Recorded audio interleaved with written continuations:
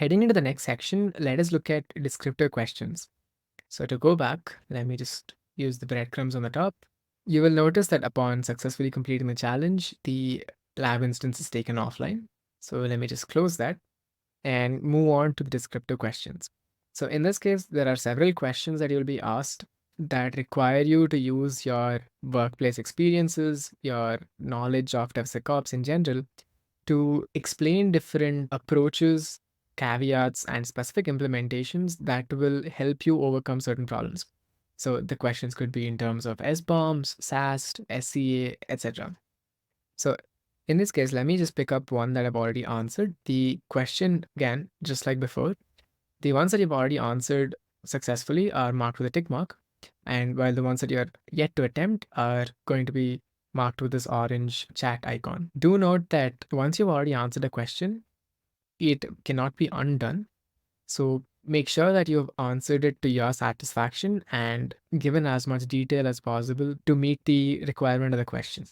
The example question here is, how can organizations ensure that they meet regulatory requirements while practicing DevSecOps?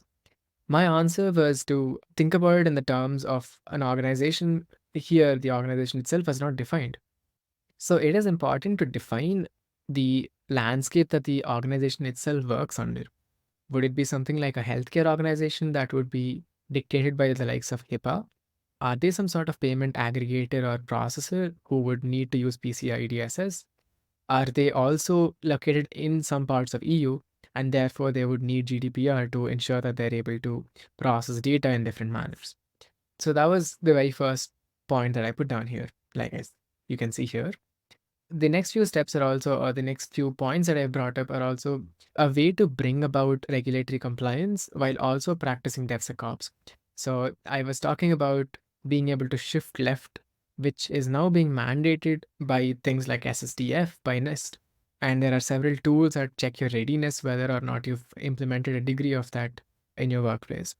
There are also things like infrastructure as code that lets you deploy reproducible environments that ensure that every time you depart from an environment like this, you are going to set off some alarms. Therefore, there is some sense of auditability or traceability to come back to if certain changes are made that are not supposed to.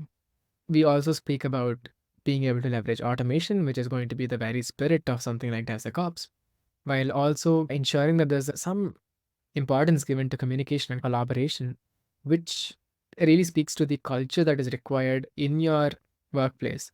And unless they work hand in hand, or often if they are as intermingled as possible, you get the best possible results. Therefore, we talk about fostering a sense of teamwork between these three, which possibly could have been silos beforehand. Do note that, again, there is quite a bit of importance given to you being able to bring your own experiences from your workplace to a question like this. And that really elevates the kind of answers that you can give.